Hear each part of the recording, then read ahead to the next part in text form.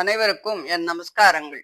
7வது ஸ்கந்தத்துல முதல் அத்தியாயத்துல யுதிஷ்டிரர் நாரதர் இவருடைய சம்வாதத்தை பத்தி பார்த்தோம். இந்த 2வது அத்தியாயத்துல ஹிரண்ய கசுபினுடைய விருத்தாந்தத்தை பத்தி சொல்றார். என்ன சொல்றாருன்னு பார்க்கலாமா? நாரதர் சொல்றார், தேவதைகளிடத்துல பக்ஷபாதமுடைய பகவான் வராக உருவம் எடுத்துண்டு தன்னுடைய சகோதரனான ஹிரண்யாட்சனை வதைக்கும் போது ஹிரண்ய கசிப்புவுக்கு கோபமும் சோகமும் ஏற்படுறது. அவன் கோபத்தால உதட்ட கடிச்சிருந்து கண்கள்லாம் செவந்து போய் கோபாக்னியனுடைய புகையினால அழுக்கடைஞ்ச ஆகாசத்தை பார்த்து பயங்கரமான கோரை பற்களாலும் கொடிய கண் பார்வையாலும் பார்க்க முடியாத புருவ நெருப்பு கொண்ட முகத்தோடு சபையில சூலத்தை உயர கையில தூக்கிண்டு தானவர்களை எல்லாம் பார்த்து பேச ஆரம்பிக்கிறான். தானவர்களே, தைத்தியர்களே, திரிமூர்த்தனே, திரியக்ஷனே, சம்பரா, சதபாகு, ஹயக்ரீவா, நமுச்சி, பாகனே, இல்வலா, விப்ரசித்தி, புலோமா மற்றும் சகுணாதிகளே, நீங்கள் எல்லோரும் என்னோட வார்த்தையை முதல்ல கேளுங்கோ. உடனே நான் சொல்றபடி எல்லாத்தையும் செய்யுங்கோ. கொஞ்சம் கூட டிலே பண்ணாதீங்கோ. ஸ்ரீ மகாவிஷ்ணு தேவர்களுடைய கூட்டத்திற்கும் அசுரர் கூட்டத்திற்கும் சமமாக இருப்பவன்தான். இருந்தாலும் கூட நமது சத்துருக்களான தேவதைகள் அவனை அனுசரித்து கொண்டு தங்களுக்கு சகாயமாக ஏற்படுத்திண்டு தாங்கள் பலத்துல அற்பர்களாக இருந்தாலும் கூட அவனை கொண்டு எனது நண்பனும் அன்பு சகோதரனுமான ஹிரண்யாட்சனை கொல்லச் செய்தார்கள். சூரியன் போல தேஜோமயமான உருவமுடையவனாக இருந்தாலும் மாயையினால் வராக உருவத்தை எடுத்துண்டு தனக்கு இயற்கையான தேவதா ரூபத்தை விட்டுட்டு என் சகோதரனை கொன்ற அந்த விஷ்ணுவனுடைய கழுத்தை என் சூலத்தால முறிச்சு நான் மன வருத்தம் தீர்ந்து அந்த இரத்த பிரபாவத்தினால இரத்தத்தில் பிரீதியுடைய என் சகோதரனை திருப்தி அடைய செய்யும் வரைக்கும் நீங்கள் பிராமணர்களும் க்ஷத்திரியர்களும் நிறைந்த பூமிக்கு போய் அங்கே தவம், யாகம், வேதம் சொல்லுதல், விரதம், தானம் முதலிய தர்மங்களை எல்லாம் செய்யும் அனைவரையும் வதைத்து கொண்டிருங்கள்.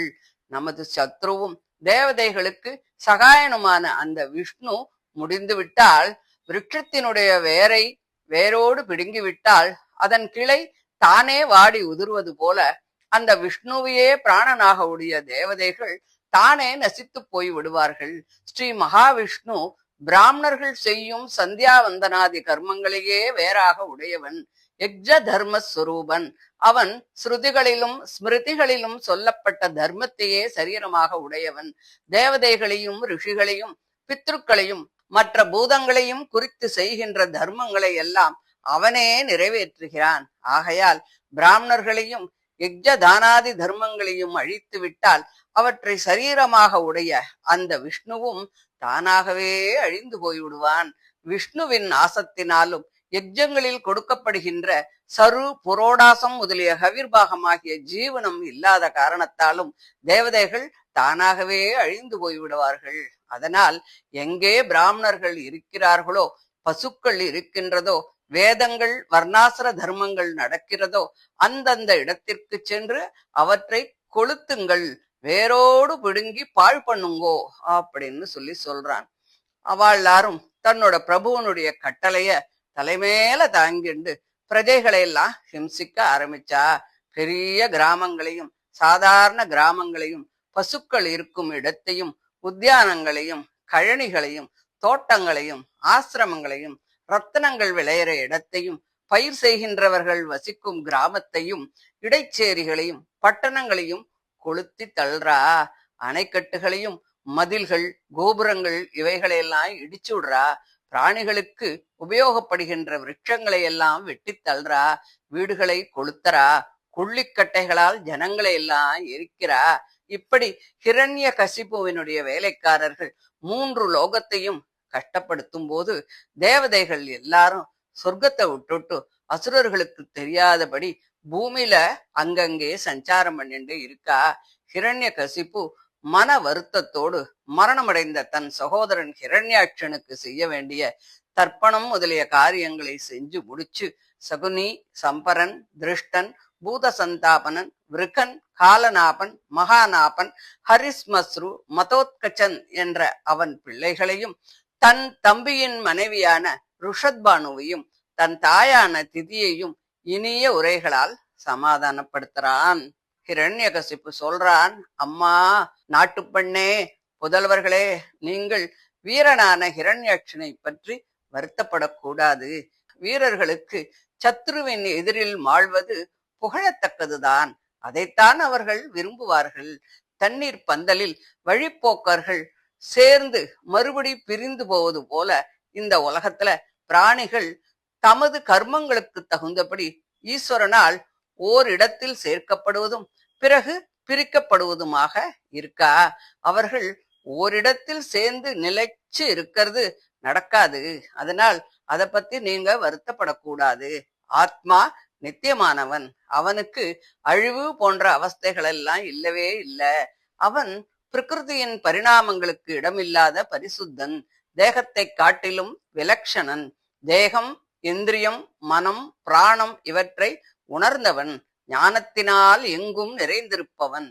அவன் இப்படி இருந்தாலும் தன்னுடைய புண்ணிய பாப ரூப கர்மத்தின்படி சத்வ ரஜஸ் தமோ குணங்கள் பரிணமிக்கப்பட்டு கர்ம பலன்களை அனுபவிப்பதற்காக சத்வாதி குணங்களின் பரிணாம ரூபமான சரீரத்தை ஏற்றுக்கொள்கிறான். அதனால் ஆத்மாக்கள் ஒரு சரீரத்தில் சிலரோடு சேர்ந்து பிறகு அந்த சரீரம் அழிந்தவுடன் வேறு சரீரத்தை அடைந்து வேறு சிலரோடு செல்கிறார்கள். ஜலம் அசையும் பொழுது விருட்சங்களும் அசைவது போல் தோன்றுகிறது. கண் சுழலும் பொழுது பூமியே சுழல்வது போல் தோன்றுகிறது. ஜீவன் அவயவங்கள் அற்றவனாக இருந்தாலும் சத்வாதி குணங்களின் பரிணாமமான தேக இந்திரியாதிகளுடன் மனக்கலக்கம் அடைந்து தன்னை தேகமாகவே நினைத்துக் கொள்கிறான். தேகமே ஆத்மா என்பது உண்மை என்றால் என்னுடைய தேகம் என்று தன்னை காட்டிலும் தேகத்தை வேறாக நினைப்பது பிராந்தியாக இருக்க வேண்டும். அது பிராந்தி இல்லை. சரீரம் தோன்றும் பொழுதும் அது தோன்றாத உறக்கம் முதலிய அவஸ்தைகளிலும் நான் என்று ஆத்மா தனியே தோன்றுகிறான். அதனால் சரீரத்தை காட்டிலும் ஆத்மா வேறுபட்டவன் என்பது உண்மைதான். ஆத்மாவை காட்டிலும் வேறுபட்ட சரீரத்தை ஆத்மாவாக நினைப்பது வெறும் பிரமைதான். இதுதான் கர்மத்தினால் விளையும் சம்சாரம். இஷ்டமான வஸ்துக்களோடும் அனிஷ்டமான வஸ்துக்களோடும் சேருதலும் பிரிதலும் ஆகிற சுக துக்கங்களும் இப்படித்தான். கர்மத்தினால் விளைவதே சம்சாரம். இது தவிர பிறவி, சாதல், பல வகையான சோகம், சேதன அச்சேதன ஈஸ்வரர்களின் உண்மையை அறியாமல் இருத்தல், சப்தாதி விஷயங்களை விரும்பி சிந்தித்தல், சில சமயம் உபதேசத்தினால் நேர்ந்த விவேகத்தை மேலும் மேலும் தொடரும்படி அனுசந்திக்காமல் இருப்பது ஆகிய இவையெல்லாம் கர்மத்தினால் விளையும் சம்சாரம்தான். உண்மையை உணர்ந்த பெரியோர்கள் யமனுக்கும் பிரேத பந்துக்களுக்கும் நேர்ந்த சம்வாத ரூபமான பழைய ஒரு இதிகாசத்தை சொல்கிறார்கள்.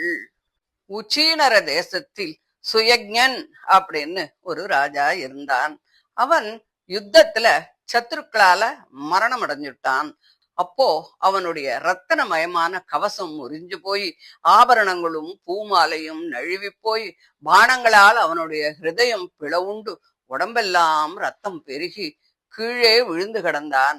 அவனுடைய தலை மயிர்கள் விரிந்து கிடக்க கண்கள் நிலை நின்று கோபத்தினால் உதட்டை கடித்துக் கொண்டு தாமரை மலர் போன்ற முகமெல்லாம் தூசுபடிந்து புஜமும் வெட்டுப்பட்டு படுத்துருந்தான்.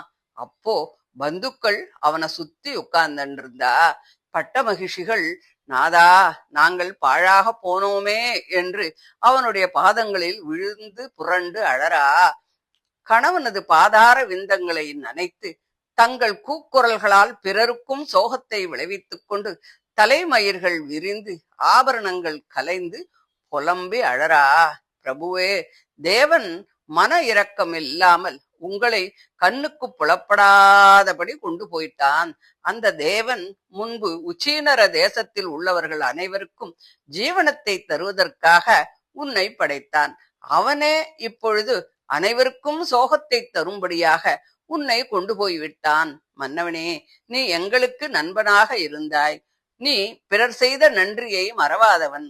அத்தகைய உன் பிரஜைகளாகிய நாங்கள் உன்னை விட்டுட்டு எப்படி ஜெயிக்க போறோம்?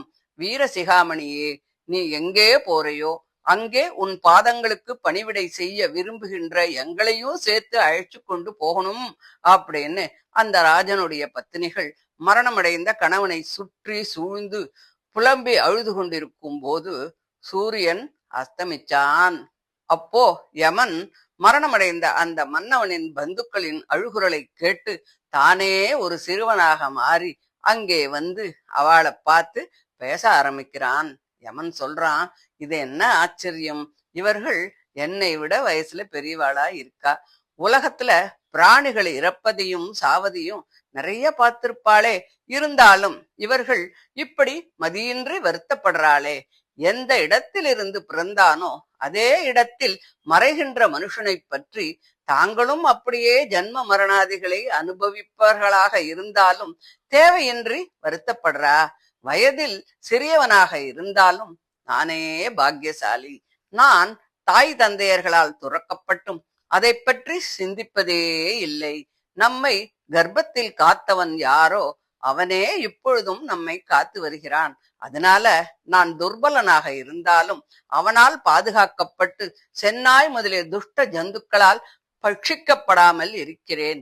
ஈஸ்வரன் தன் சங்கல்பத்தினால் தானே இந்த ஜகத்தை உண்டாக்குகிறான், அவனுக்கு அழிவு முதலிய விகாரங்கள் இல்லை, அவன் தான் படைத்த ஜகத்தை தானே காக்கிறான், அவனே அதை அழிக்கவும் செய்கிறான்.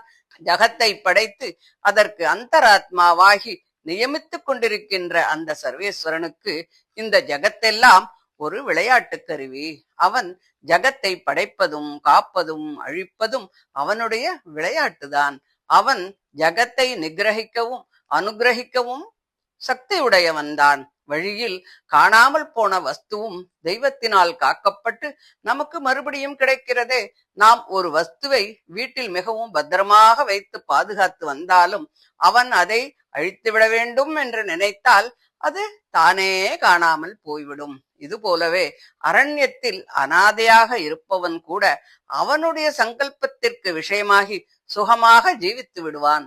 ஒருவன் வீட்டில் பத்திரமாக பாதுகாக்கப்பட்டு இருந்தாலும் அவன் உபேட்சித்தால் ஜீவிக்க முடியாது. பிராணிகள் தாம் செய்த புண்ணிய பாப கர்மங்கள் பலிக்கும்படியான காலம் நேரப்பட்டு அவற்றிற்குரிய பல பல யோனிகளில் பிறக்கின்றது. அந்த கர்மங்களின் முடிவில் அந்த சரீரத்தையும் துறந்து விடுகிறது. ஈஸ்வரன் ஜீவாத்மாக்களுடைய கர்மங்களுக்கு தகுந்தபடி ஜன்ம மரணங்களை தருகின்றான். அவனுக்கு பட்சபாதம் என்பது கிடையவே கிடையாது. அந்தர்யாமியாக இருந்தாலும் தேகாத்ம பிரமாதிகளாலும் சப்தாதி விஷய போகத்தினாலும் சம்சார பந்தத்தை அடைவதில்லை. ஒரே சரீரத்தில் இருக்கின்ற இருவரில் ஒருவன் சம்சார பந்தத்தை அடைகிறான், ஆனால் ஒருவன் அடைவதில்லை. இது என்ன ஆச்சரியம்? இதோ புலப்படுகின்ற சரீரங்கள் எல்லாம் ஜீவாத்மாக்கள் அஞ்ஞானத்தினால் செய்கின்ற கர்மத்தால் உண்டானவை. கிரகத்தில் வசிக்கும் புருஷனை காட்டிலும் கிரகம் வேறானது. பஞ்சபூதங்களின் பரிணாம ரூபமான இந்த சரீரமும் இதில் இருக்கின்ற ஜீவனை காட்டிலும் வேறானது.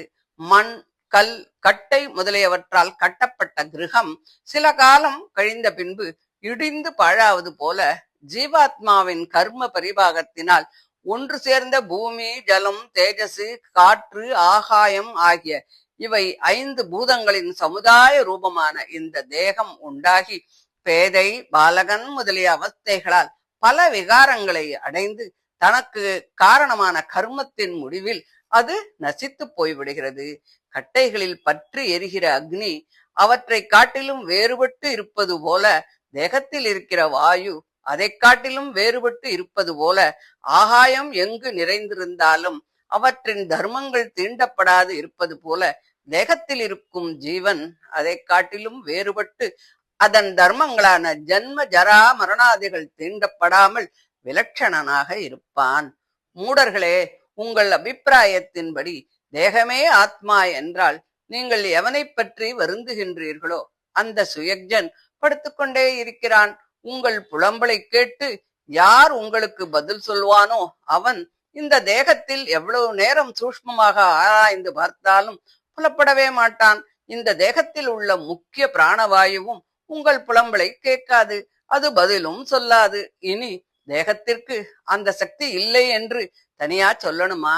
எவன் காதால் கேட்டு வாயால் பதில் சொல்வானோ அந்த ஆத்மா இந்த சரீரத்தில் சரீரம் பிராணன் இவற்றை காட்டிலும் வேறுபட்டவனாகத்தான் இருந்தான். ஆத்மா ஞானத்துடன் கூடி பூமி ஜலம் முதலிய 5 பூதங்கள், கர்மேந்திரிய ஞானேந்திரியங்கள், மனம் இவை அடங்கப்பட்டவைகளும் மேன்மை தாழ்மைகளுக்கு இடமாகிய பல வகை சரீரங்களை பெறுவதும் விடுவதுமாக இருப்பான். அத்தகைய ஆத்மா படுத்திருக்கின்ற சரீரத்தை விட்டு போனதால் அவனும் வருந்த தகுந்தவன் அல்ல. ஜீவனுக்கு தேக சம்பந்தத்தை விளைவிக்கும்படியான கர்மம் எதுவரையில் இருக்கின்றதோ அதுவரையில் அவன் தேகத்துடன் சேர்ந்து கூடி இருப்பான். அந்த தேக சம்பந்தத்தினால் தேகாத்ம பிரமமும் அதனால் வருத்தங்களும் ஆகின்ற பிரகிருதி சம்பந்த ரூபமான சம்சாரம் தொடர்ந்தே வரும். இந்த சரீரத்தில் இருந்த ஆத்மா இந்த சரீர சம்பந்தத்திற்கு காரணமான கர்மம் முடிந்து விட்டதால் இதை துறந்து போய்விட்டான். ஆகையால் அவனை பற்றி வருத்தப்படுவது வீண்டானே. சத்வ ரஜஸ் தமோ குணங்களின் பரிணாம ரூபமான தேகாதிகளையும் சப்தாதி விஷயங்களையும் போக்கியம் என்று நினைப்பதும் வழங்குவதும் வீண் அபினிவேசத்தினால் தானே தவிர உண்மையை ஆராய்ந்து பார்த்தால் அதில் ஒரு பிரயோஜனமும் இல்லை. சொப்பனத்தில் காண்கின்ற ஆசைப்பட்ட வஸ்துக்கள் எல்லாம் எப்படி நிலையில்லாததோ அதுபோலவே விழித்து கொண்டிருக்கும் பொழுது நாம் அனுபவிக்க விரும்பும் சப்தாதி விஷயங்களும் தேகாதிகளும் நிலையற்றவைகள்தான். நித்தியனான ஆத்மாவை பற்றியாவது அநித்தியமான தேகத்தை பற்றியாவது அவற்றின் உண்மையை உணர்ந்த பெரியோர்கள் வருத்தப்பட மாட்டார்கள். எவ்வளவு வருத்தப்பட்டாலும் வஸ்துக்களின் இயற்கையை மாற்ற முடியுமா? ஒரு வேடன் பட்சிகளுக்கு மிருத்யுவாக ஏற்படுத்தப்பட்டிருந்தான்.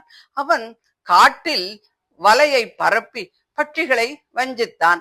அந்த காட்டில் குலிங்க பறவைகள் 2 ஆணும் பெண்ணுமாக அங்கு உலவிக் கொண்டு இருந்தது. அதை அந்த வேடன் பார்த்தான். அந்த பறவைகளில் பெண் பறவையை அவன் சீக்கிரமாகவே வஞ்சித்து விட்டான்.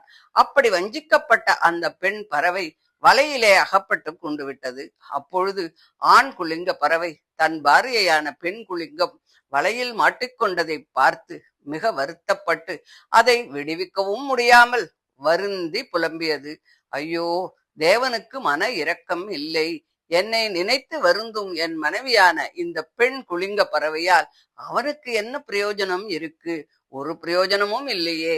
என்னிடத்தில் மன இரக்கமின்றி இந்த பெண்ணை என்னை விட்டு பிரித்து கொண்டு போனான். அவ்வளவுதானே. மன இரக்கமில்லாத தேவன் என்னையும் கொண்டு போகட்டுமே. என்னில் பாதியாகிய என் மனைவியை கொண்டு போனான். மீதி உள்ள இந்த பாதியால் எனக்கு என்ன பிரயோஜனம்? பிரயோஜனமற்ற வாழ்நாளுடன் நான் பிராணனை தரித்து கொண்டிருந்து என்ன பண்ண போறேன்? இறகு முளைக்காத தாயற்ற இந்த சிறு குட்டிகளை நான் எப்படி வளர்க்கப் போறேன்? என் குட்டிகள் கூட்டில் இருந்து கொண்டு தனது தாயை எதிர்பார்த்து கொண்டிருக்கிறதே என்று தன்னுடைய அன்பிற்கு இடமான பேடையை பிரிந்து வருந்தி கண்ணீர் நிறைந்த கண்டத்துடன் புலம்புகின்ற அந்த ஆண் குலிங்கப் பறவையும் அந்த வேடனே காலத்தினால் தூண்டப்பட்டு மறைந்திருந்து பாடத்தினால் அடித்து விட்டான். அதுபோலவே நீங்களும் உங்களுக்கு நேரப்போகின்ற மரணத்தை ஆலோசிக்காமல் விவேகமின்றி பல 100 ஆண்டுகள் வருந்தினாலும் கூட உங்கள் கணவனான இவன் திரும்பி வரமாட்டான் அப்படின்னு அந்த யமனாக வந்த அந்த சிறுவன் சொன்னார். ஹிரண்யகசிப்பு சொல்றான், அந்த சிறுவன் இப்படி சொல்லிக் கொண்டிருக்கும் பொழுது சுயஞ்சனுடைய பந்துக்கள் அனைவரும் வியப்புற்று விபரீதமாக தோன்றுகின்ற தேகாதிகளை எல்லாம் அநித்தியம் அப்படின்னு நினைக்க ஆரம்பிச்சா. சிறுவனாக வந்த யமன் மறைந்து போனான். பிறகு சுயஞ்சனுடைய பந்துக்கள் அவனுக்கு செய்ய வேண்டிய காரியங்கள் எல்லாம் பண்றா. தேகம், ஆத்மா இவைகளின் ஸ்வபாவம் எப்படிப்பட்டது? நீங்கள் ஹிரண்யாட்சன் முதலிய வேறு ஆத்மாக்களை பற்றியாவது உங்களை பற்றியாவது வருத்தப்படவே வேண்டாம். தான் என்றும் பிறன் என்றும் அபிமானத்தை விளைவிக்கின்ற அஞ்ஞானத்தை தவிர ஜீவாத்மாக்களுக்கு தான் யார், பிறர் யார், தம்மை சேர்ந்தவர் யார், பிறரை சேர்ந்தவர் யார்? இவையெல்லாம் அனாதியான அஞ்ஞானத்தினால் விளையும் புண்ணிய பாப கர்மங்களின் பலனான தேக சம்பந்தத்தை பற்றி வருகின்ற தேகாத்ம அபிமானத்தின் காரியங்கள் தான். ஆத்மாக்களுக்கு ஒருவரை பற்றி ஒருவர் வருத்தப்படும்படியான சம்பந்தம் எதுவுமே இல்லை. ஆகையால் நீங்கள் துக்கப்படவே வேண்டாம். நாரதர் சொல்றார், இப்படி தைத்தியர்களுக்கு பிரபுவான ஹிரண்யகசிபு சொன்ன வார்த்தைகளை கேட்டு நாட்டு பெண்ணுடன் கூடின திதி க்ஷணத்திற்குள் புத்திர சோகத்தை விட்டுட்டு தேகம் ஆத்மா இவைகளின் உண்மையான நிலைமையை ஆராய்ந்து அதில் மனத்தை நிலைநிறுத்தினாள் என்று சொல்லி இந்த 2வது அத்தியாயத்தை முடிக்கிறார். இதை தொடர்ந்து ஹிரண்யகசிபு தவம் செஞ்சு பிரம்மதேவன் கிட்டேந்து வரம் வாங்கிக்கிறார் அப்படிங்கிறத அடுத்த சாப்டர்ல சொல்றா. அதை நம்ம அடுத்த ஆடியோல பார்க்கலாம். தேங்க்யூ.